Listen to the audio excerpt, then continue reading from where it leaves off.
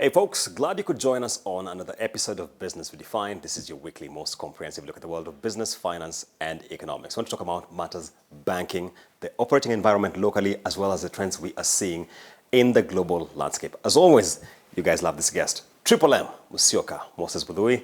Thank you so much. Thanks for making the time, Julians. Karibu sana, Moses. You have been very quiet. How are things going? No, all good. I think, obviously, we had a big outing in the first half. We had came out and shared, what Absa had been up to in the first half of the year. You've got to wait for November to see what we've been up to for the third quarter. Yes. But great run so far.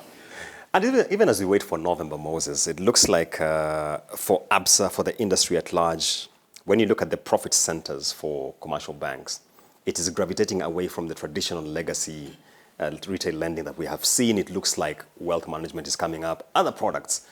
How are you positioning yourself as a bank in view of this? Look, I think it's a very good question. I think the cheese is growing, but the cheese is also moving. The revenue pools are expanding, but they're mutating fairly quickly. And I think, therefore, to your question, banks have got to decide how to play, this space where the cheese has been moving from what was traditionally lending spreads led income.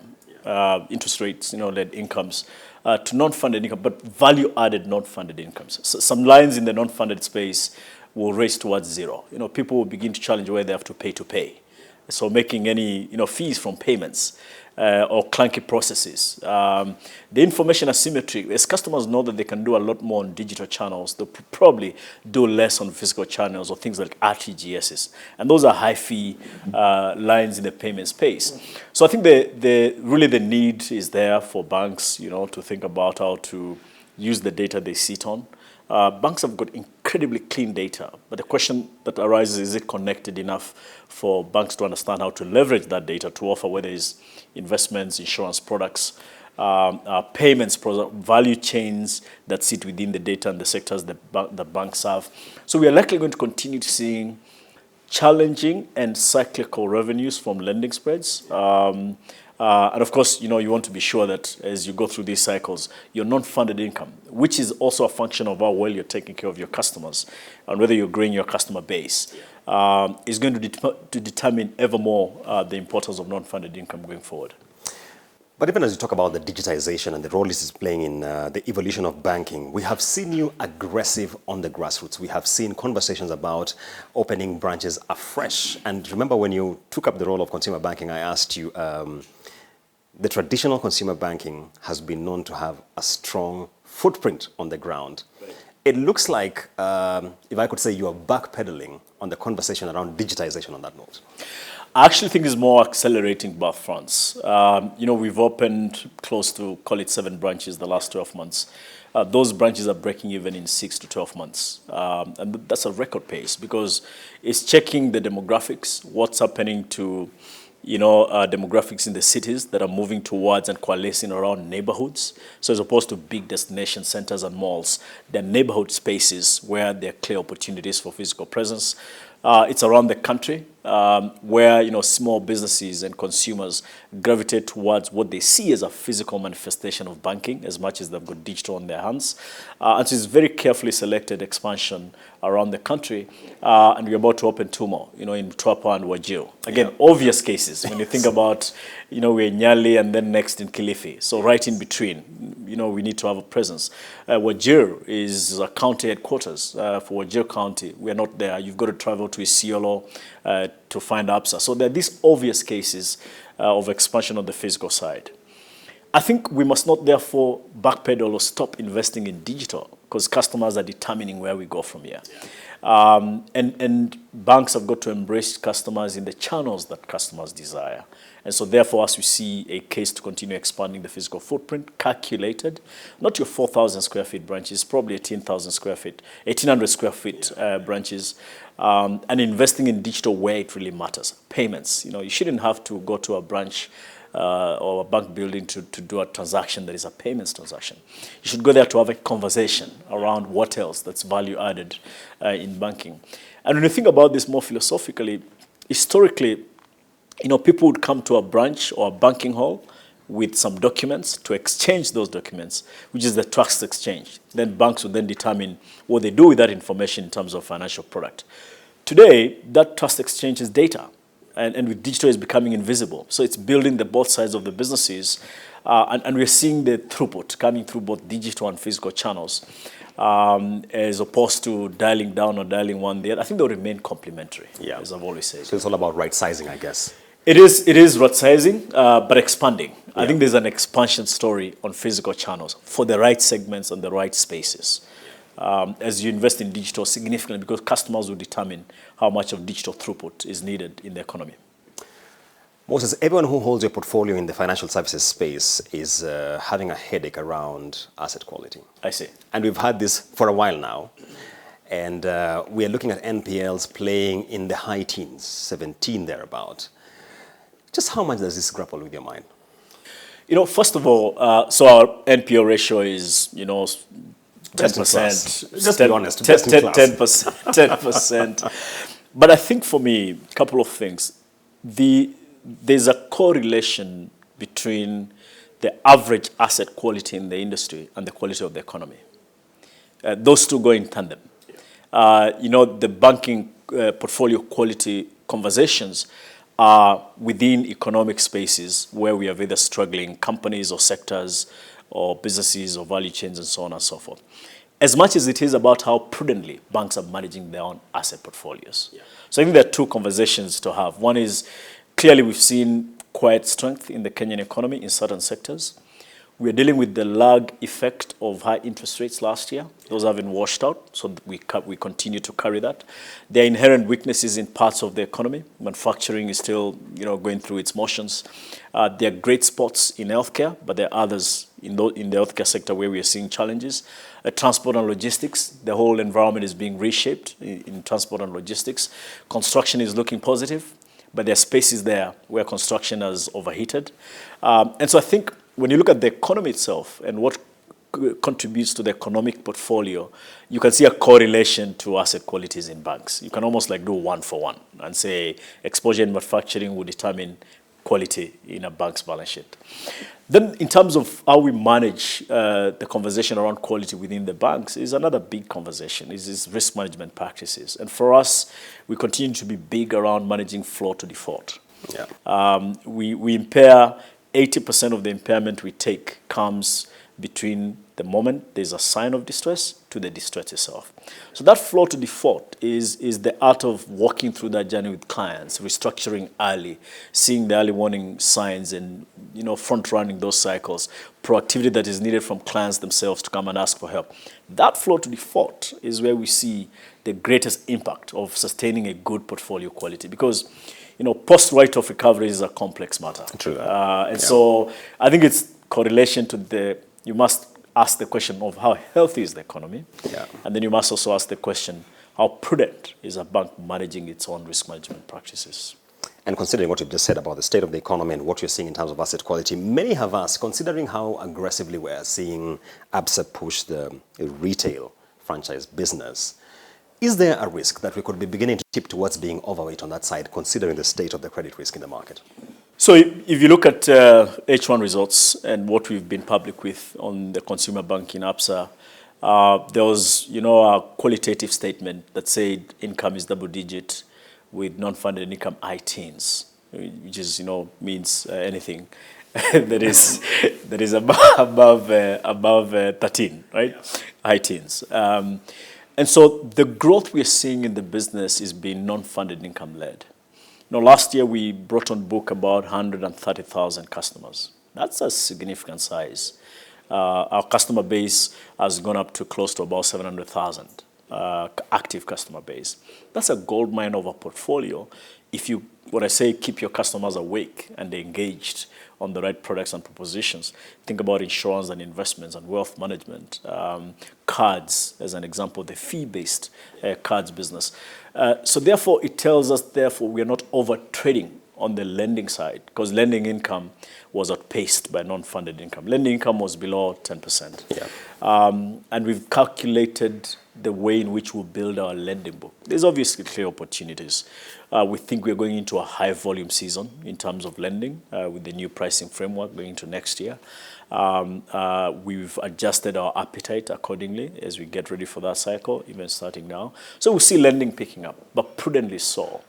And we've always done our stress test around, even though we increase lending side of the business within the retail bank, how far are we from the market averages on portfolio quality and loan loss rates? And what do we see there?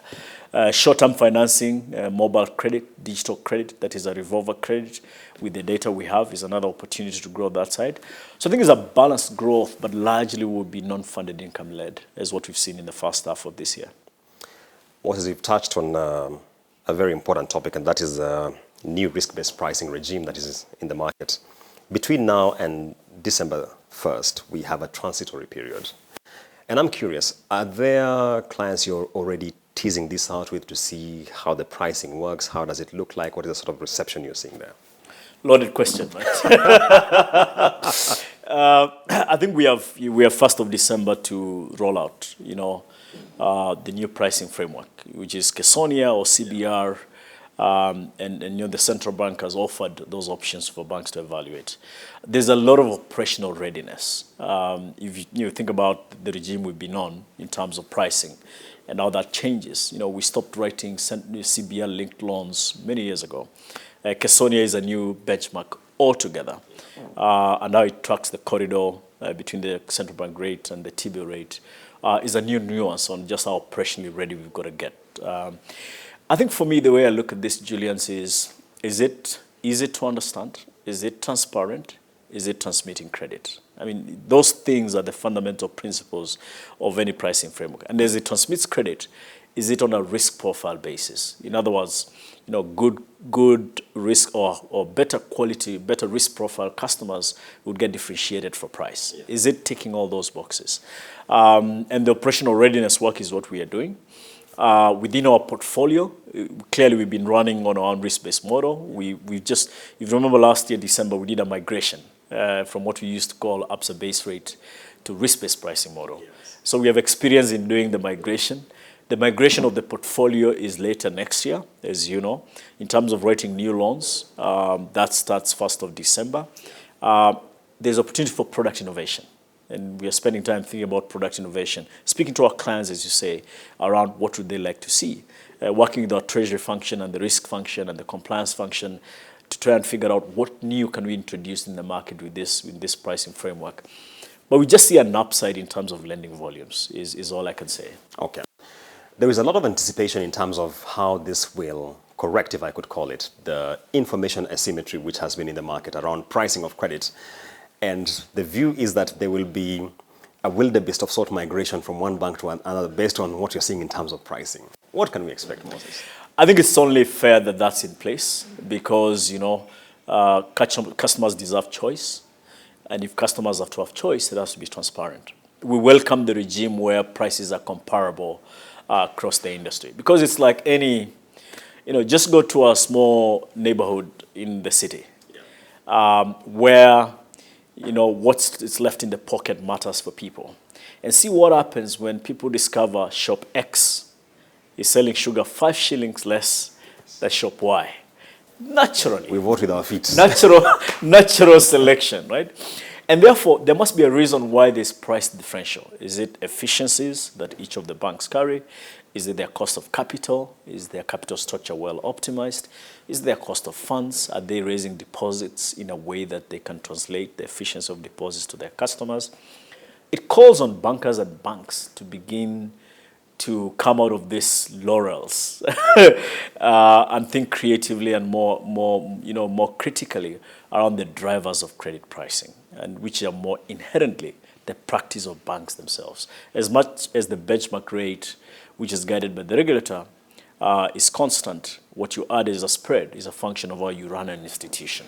So we welcome the move. If you look at the inputs to that calculator, it will guide fairly quickly when you do a desktop analysis where we all fall, where we all fall as we go into December, yeah.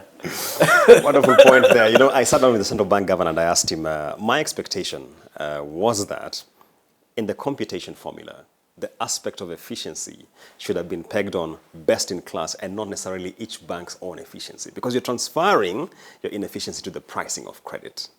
I wonder, Moses, would you buy that view? Look, I think for me, back to what I've just said, right? Remember, we are in a free market. And in free market economics, allowing price to float is important. And we are not in any fixed regime of any sort. And so those variables being variable, should be allowed to play. excuse the pun, should remain variable and be allowed to play, would be my view. All right, all right. Moses, we have come off the 80th edition of the United Nations General Assembly. And if there's anything that came from there, is that we are at crossroads as far as the question of sustainability and climate financing is concerned. Here we are, the world is rallying around sustainability, but Donald Trump, being Donald Trump, says that it's the biggest con ever. We are wondering, do you still see opportunity in terms of unlocking financing on sustainability-linked facilities? Certainly. I think, look, and we leave the politicians, to do what they do best. To shape policy and politics, because that's the role. That's the role of any political system. And then as business leaders must always reflect around business practices within the context, of the political economies that we operate in.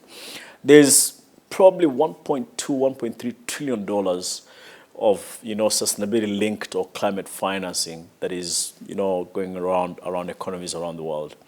The challenge that we see is the transmission of that to what you'd call last mile, where it matters most. Small businesses and household consumers, to whom climate change has the greatest impact, is the price of electricity or power that you pay, is whether you can operate in an economy that allows you to move your goods around as a small business easily, is how you source raw materials as a small business, so that's manufacturing as an example. I think the transmission of this global financing pool to where it really matters is the greatest opportunity for economies, banks, and other stakeholders in that conversation.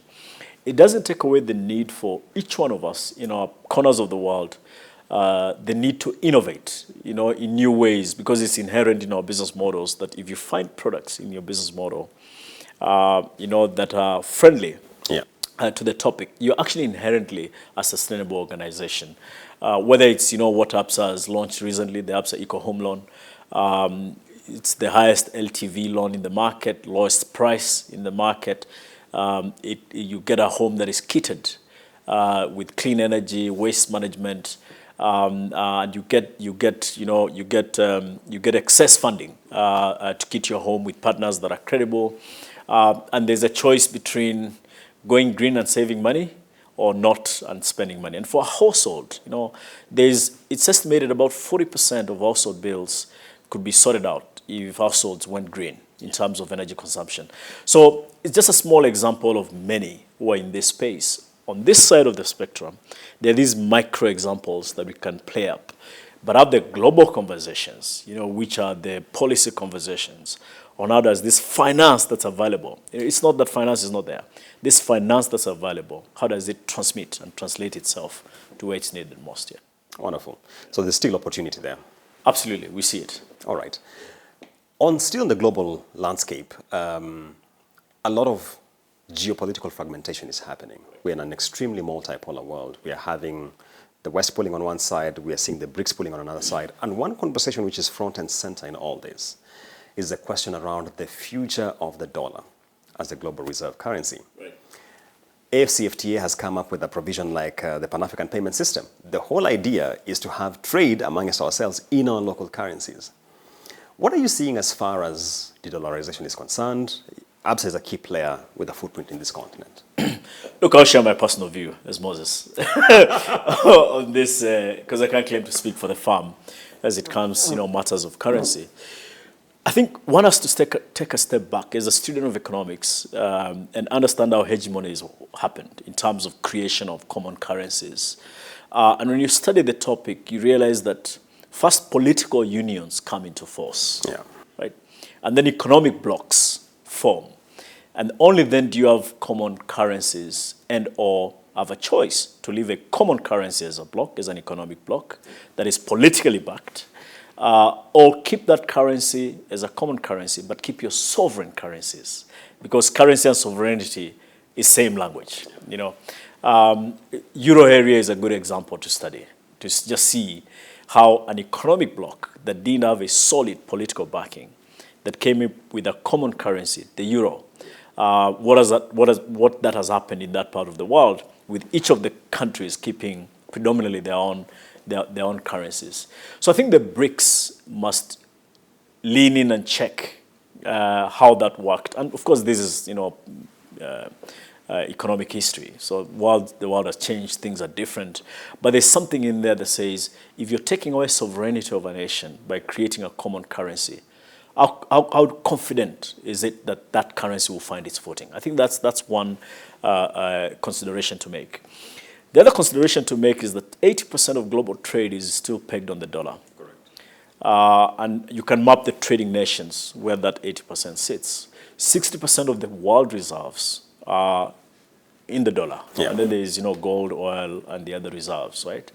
And then take a timestamp on how long it might take to unwind that strong positioning the US dollar has.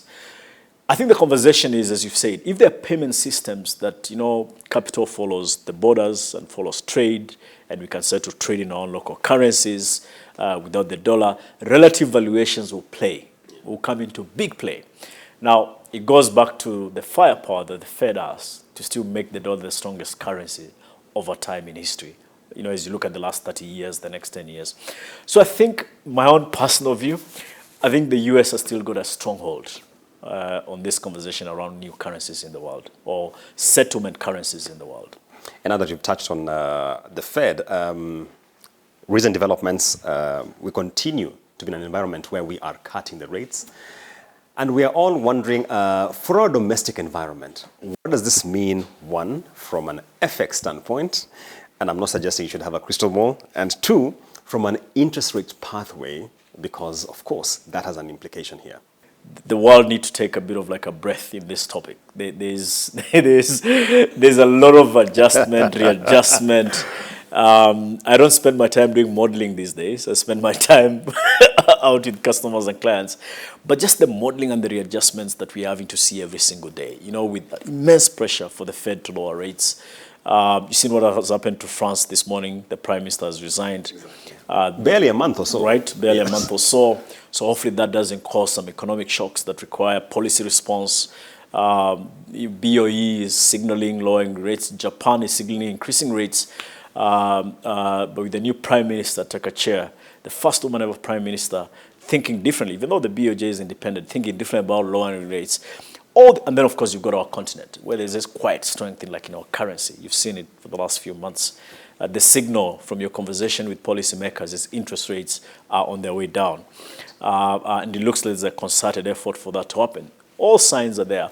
We've refinanced our Eurobond into the future. Twice this year. Okay, into the future. The yield tells you a lot more, but at least the refinancing has happened. So one has to look at all these conditions to even make any meaningful projection. But for me, from where I sit, stability in the currency continues. The ability to respond to the extent that stability is not secured is there when you look at the reserves and what we have. Inflation, we are going towards an election cycle. There will be supply-driven inflation that we need to watch out for. Does that go above the corridor or not? If it does, I think the policymakers are right on the ball in terms of what they do there. But I think this quiet strength in the Kenya macroeconomic space, you just have to go 12 months ago. Eurobond 1, yes. Not clear of where the currency at 160. Then look at today, 12 months later, where there is the conversation around repayment anytime soon of the Eurobond. There is the conversation about the currency. It's been stable, appreciated 20%. there are conversations about interest rates, but one way, reduction of interest rates. So I think there's a lot more in control for Kenya than there is for our neighboring nations. And I'm quite optimistic, actually, on that stability. The challenge remains on the demand side. Are there jobs, adequate jobs, income levels? What do we need to do there? I think there's quite a bit of work to do. And that maybe is the point to close this conversation on, Moses, because the question has been asked, why does there seem to be a decoupling between the good macros and the micros, which don't seem to be reflecting what we are seeing at the top line in terms of the macros? Kenyans still tell us there's no liquidity around. Kenyans will tell you cash flow is tight. Where is the missing link, Moses? Look, I think it's the profile of income levels for those who have been meaningfully employed or in meaningful economic activity. And the profile of those income levels is a function of what has happened to taxes, direct, indirect. I think therein you find the answers. If in doubt, just look at your payslip this evening, and therein lies the disposable squeeze, right? The squeeze of disposable incomes. But it was like a panacea that was needed. I mean, look, you know, every often you have to take a pill to solve an underlying issue, but you know you'll get some nausea. So some of these things are inevitable as any economy navigates through its own challenges. So income levels being squeezed, raising more taxes last year, that was inevitable. Trying to do tax administration in a tighter way than was done previously, that's an hygiene factor. It's not even a tax policy, so to speak. So that's one that we look at for those who are meaningfully employed. I think the greater challenge is those who are not meaningfully employed, and whether there are jobs at the speed at which we're having young people joining the workforce. There is a challenge to solve. I think it's a structural issue. Will take some time, in my view. And we support as private sector all efforts to continue creating jobs in the country. I think the government has been quite direct into that effort. But there's a more fundamental structural issue around job creation in the country, and it's a topical conversation to have. Final question, Moses. I've asked you this question before, and let me ask it again. As you head consumer banking, you are recasting the bank in an environment where there are strong incumbents. How is the progress? And what do you see as the future of Absa Bank in the retail space in this market? Right. I wonder if you count us as an incumbent or or a challenger or somewhere in between. Look, I think momentum is on our side. The runway ahead looks a little bit wide open. When you studied the industry numbers for the first half, full year last year, and with things that we know in terms of where we're seeing momentum, it's really a growth opportunity for Absa consumer business. Fundamentally, I think we'll win if we keep our customers happy and offer more for people to join us. So we've got to grow the customer base to secure the future of the retail business, because it's a high street business. It's a scale business. In banking, you never win without scale. And if you do, it's for a short period of time. We had this big debate around, do we go niche or do we scale the business? We settled that debate a few years ago, and we said we'll scale the business reasonably and lead that through the retail business and business banking, which is another great scale opportunity. As we continue to complement that with a very solid corporate investment banking business in the market, as that complements ourselves, there's a growth opportunity here. When you look at our capital ratios, our liquidity ratios, investments capacity, when you look at cost-to-income ratio, where we are, 37%, lowest in the industry, it just gives us that additional firepower to invest in the retail business. We must do it cleverly, though, to avoid over-trading. And that's why I'm a big proponent around non-funded income-led lending at par and parity with the market as you read the cycles, and using data and tech and digital to do more with your existing customers. So it's and then of course we talked about segments. We've now completely shaped our business into 3 segments. The affluent segment, where we are solid number 2, it's growing double digit. Personal banking segment, which is the largest part of retail. Then next gen, which is something we've touched on. You'll hear us talk a lot more about it in terms of the next generation customer, the younger customer. Today, our most loyal affluent customers joined us when they were in their 20s.